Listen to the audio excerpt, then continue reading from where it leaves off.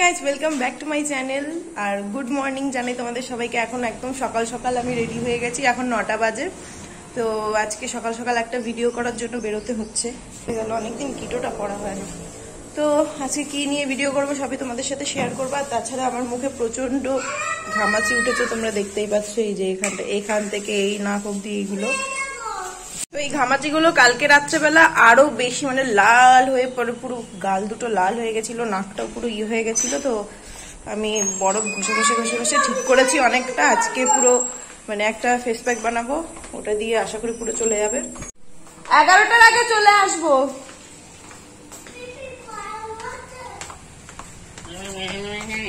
তো আমি বেরিয়ে পড়লাম, একেবারে কোথায় যাচ্ছি সেটা তোমাদের সাথে শেয়ার করছি। ফুড ভিডিওটা করার জন্য ফার্স্টেই চলে গেছিলাম জাগুলি বাস স্ট্যান্ডের পাশে এই কচুরির দোকানটা। মাত্র 5 টাকা করে এক একটা কচুরি, নিরামিষ তরকারিও হয় আবার আমিষ তরকারিও হয়। ভীষণই ভালো খেতে ছিল, শর্ট ভিডিওতেই তোমরা ডিটেলে জানতে পারবে। তারপর মিয়ামার থেকে এই পেস্ট্রিটা খেয়ে বাড়ি চলে আসলাম, বাকি ভিডিও দেখালাম না।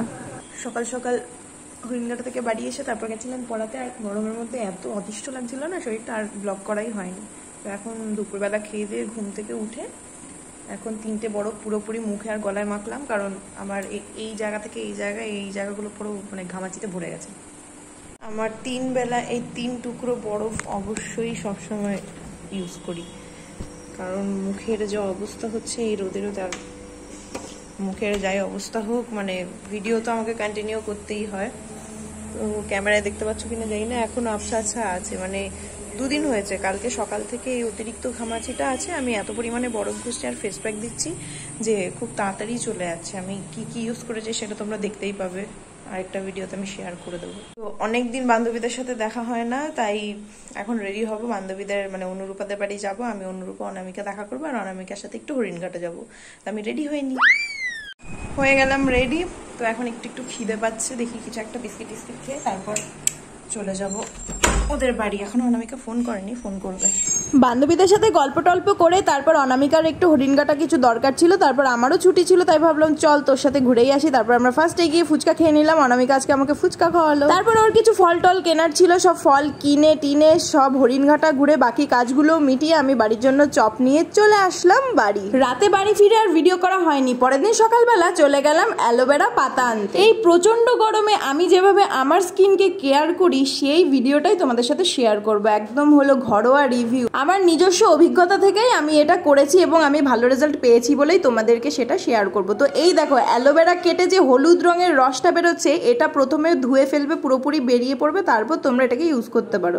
আমি এনে কিছুক্ষণ ফ্রিজে রেখে দিয়েছিলাম। তারপর দেখি যে মা জাম মাখা করছে, আর জাম মাখা করার সিস্টেমটা আমার এত ভালো লেগেছে, হাসিও পেয়েছে। কিন্তু মা বলছিল এরকম করলে নাকি জামটা একদম নরম হয়ে যায়, খেতে খুবই ভালো লাগে। সত্যি সত্যি তাই, মা অনেকবার এরকম ঝাঁকানোর পর আমি জামটা ভালো করে ধরে একটুখানি চাপ দিয়েই দেখি জামটা ফেটে গেছে, মানে একদম তুলতুলে নরম হয়ে গেছে, আর খেতেও ভীষণই টেস্টি লাগছিল।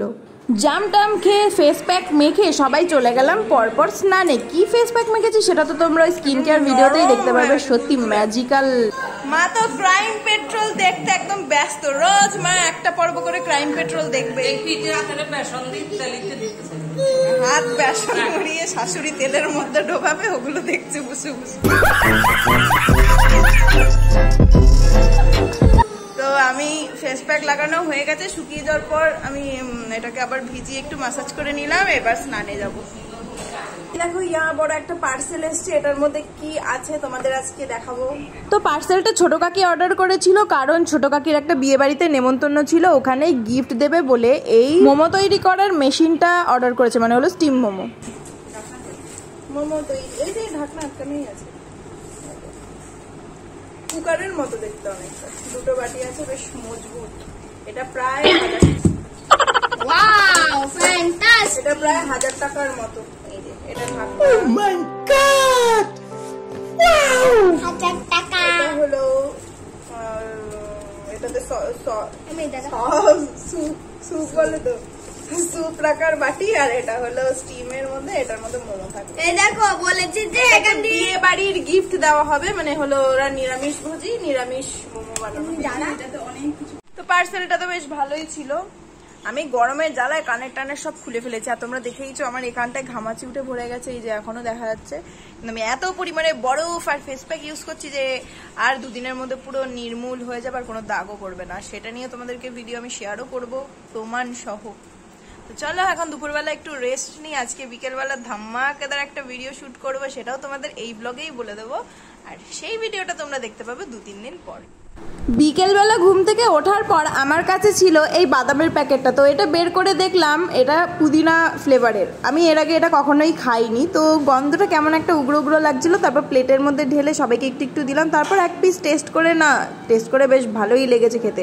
টুনু দুষ্টু তো খুব মজা করে খাচ্ছিল, আর এখানে সবাই মিলে আমরা একসাথে 1 পিস 2 পিস করে টেস্ট করছিলাম। আর টুনুর এতটাই ভালো লেগেছিল যে আমি যখন খাচ্ছিলাম আমার হাতে যা মশলাপাতি লেগেছিল সব ও চেটে চেটে খেয়ে নিল।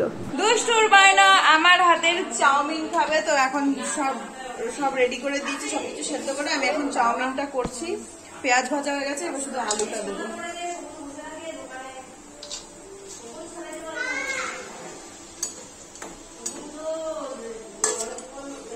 মারাত্মক গরম লাগছে, এই গরমের মধ্যে রান্না করা মানে খুবই হ্যাপা।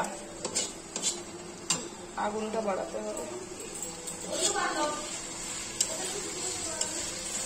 রান্না বান্না করে তোমাদেরকে দেখাচ্ছি কেমন হয় রান্নাটা, দেখি সবাই কেমন রিভিউ দেয়।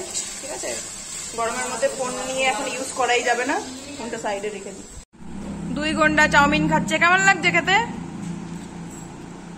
অল্প রান্না করলে বেশি টেস্ট হয়, এক গাদা রান্না করলে মশলাপাতি ঠিকঠাক ইয়ে হয় না। ছোটটা এক্সপ্রেশন দিচ্ছে দেখো, উলঙ্গ রাজা বারবার।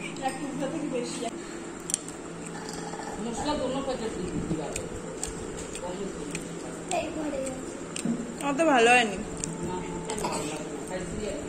চাউমিনটা একদমই টেস্ট হয়নি, মানে আমি করেছি বলে বলছি না, কিন্তু খুবই বাজে হয়েছে, কারণ এত পরিমাণে রান্না করেছি সেই অনুযায়ী কোনো মশলাপাতি কিছুই ভালো লাগেনি। আমি চাউমিনটা আমি অর্ধেক ফেলে দিয়েছি। তো আজকের ভিডিওটা এখানেই শেষ করছি। এখন আমি স্কিন কেয়ার করবো, সেটার ভিডিও করতে হবে, তো এই ব্লগটা আর কন্টিনিউ করতে পারছি না। তো পরের ভিডিওতে তোমরা স্কিন কেয়ারের ভিডিওটা পেয়ে যাবে। আজকের ভিডিওটা এখানেই শেষ করছি। Tata, bye bye, good night.